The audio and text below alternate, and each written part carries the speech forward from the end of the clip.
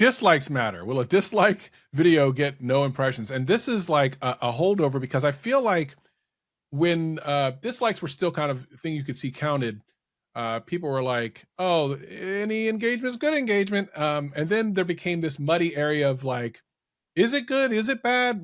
So, what is it? Do dislikes matter? Some people think like any engagement is good engagement and like you can rage bait, whatever, but negative signals are negative. So, but also it's highly personalized at this point. So let's say like there's the same video, it's got 1 million views, like it's absolute performance, it's absolute performance, and you watch it and you give it a thumbs up, and I watch it and I give it a thumbs down, just because of our personal taste. Like there's just something about it that you like and I don't like. You are more likely to get similar videos to that in the future, and I am less likely to get similar videos to that in the future. So that will affect like our personal recommendations. But like if tons of people dislike the video, there's tons of people who are going to get less videos like that in the future. So it is something to keep in mind.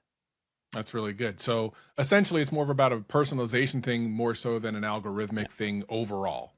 Well, it'll understand it because like if the audience is reporting negative like sentiment on that video, that is something that the system will understand.